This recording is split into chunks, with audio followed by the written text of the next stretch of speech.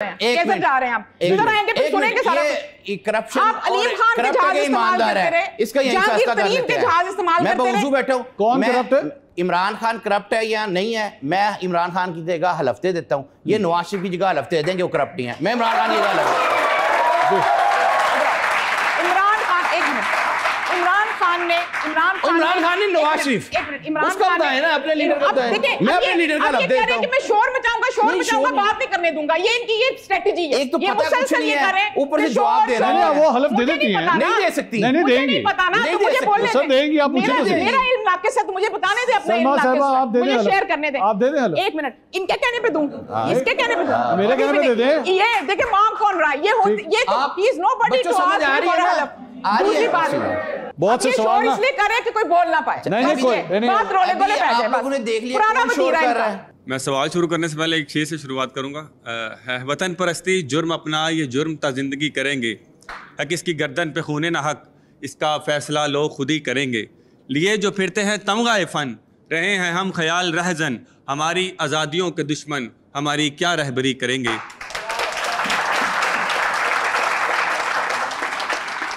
मेरा सवाल सबसे पहले तलबा से रिलेटेड है।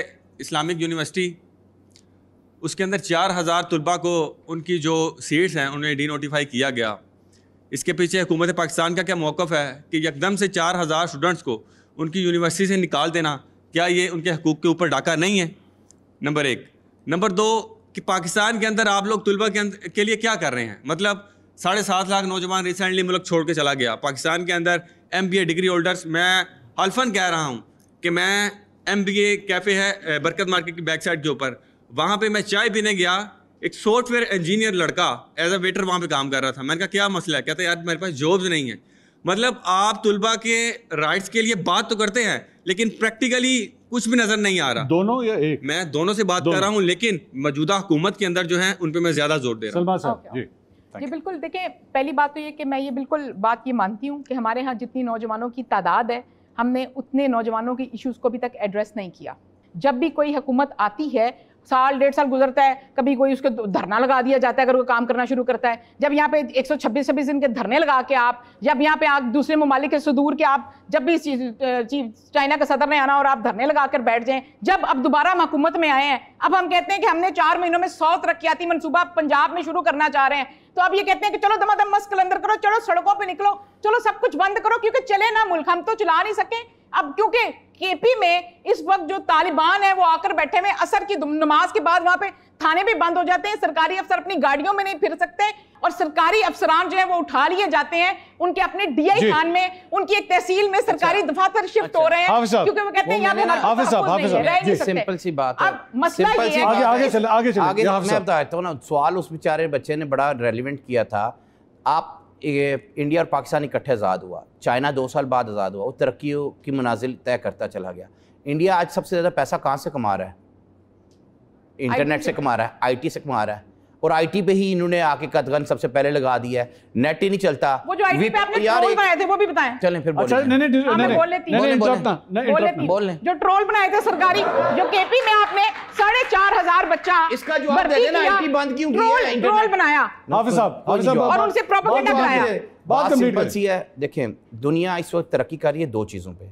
नंबर 1 स्किल्ड लेबर, दुनिया में स्किल्ड लेबर की मांग है। हमारे पास स्किल्ड एजुकेशन इंस्टीट्यूशन जैसा टेफ्टा हैं, बाकी हैं, इनको हमें प्रॉपरली इंगेज करके, इनको दुनिया मॉडर्न दुनिया के साथ अटैच करके उस लिहाज से बच्चों की वहाँ तरबियत करनी पड़ेगी ताकि दुनिया में जाएँ और ज़र मुबादला है। दूसरा जो सबसे बड़ा है वो आपका फ्रीलांसिंग है। दुनिया अमेरिका ये सारे आपको देते हैं काम, सॉफ्टवेयर हाउसेज हैं। इस वक्त सूरत हाल है, सॉफ्टवेयर हाउसेज बंद हो रहे हैं। प्रॉब्लम क्या आ रही है? नेट चल नहीं रहा, आप उनके ऑर्डर्स को कंप्लीट नहीं कर पा रहे। उस वो वजह क्या है? ये नाहल बैठे हैं, इन्होंने नेट बंद कर दिया, जो फायरवॉल लगा दी, काबिलियत देखो। I have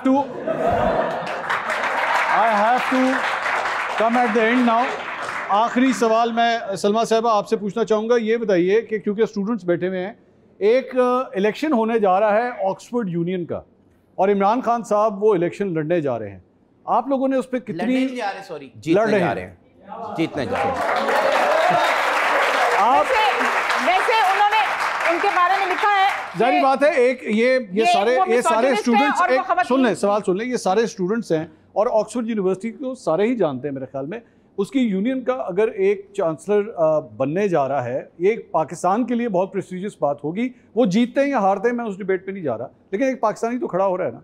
लेकिन आपकी हुकूमत पूरे थ्रॉटल से उस इलेक्शन में एक पाकिस्तानी को हरवाने के दर पे क्यों हुई है? नहीं, हम नहीं करे। देखिए वहां पर आपने देखा होगा कि उधर ही उन्होंने वो मुझे नाम मिस करिए, उन्होंने इस रिपोर्ट लिखी, खातून जो जर्नलिस्ट है उसने कहा है कि इमरान खान जो है वो मिसोजिनिस्ट है, और उसने औरत के रेप के बारे में कहा था कि अगर औरत रेप होती है तो उसका लिबास उसकी जिम्मेदार होता है। इस माइंडसेट का शख्स जो है वो इन इलेक्शंस के लिए एलिजिबल नहीं करार दे पाना चाहिए। अच्छा। और इमरान खान साहब के जो खवातीन के बारे में थ्रू आउट जो उन्होंने अपने जलसों में भी अपनी opponent political leader Maryam Nawaz के बारे में जो गुफ्तगू की थी, अली अमीन गंडापुर से जो गुफ्तगू कराई थी मरियम नवाज के बारे में, अभी हाल ही में अली अमीन गंडापुर ने जर्नलिस्ट के बारे में जो गुफ्तगू की थी, बच्चों वो गुफ्तगू तो रिपीट भी नहीं आप मुअज़्ज़िज़ घरानों में बैठकर कर सकते। अच्छा, ये जो उनकी जो माइंड सेट है ये शो करता है कि वो खवातीन के बारे में हो, वो मुल्क के बारे में हो, अच्छा वो पॉलिसीज के बारे में हो। एक बड़ा आसान हल है ना। आपसे ये है कि आप लोग इतना जोर क्यों लगा रहे हैं? हमने ऑक्सफोर्ड यूनिवर्सिटी में हमने क्या जोर लगाया? सलमा साहब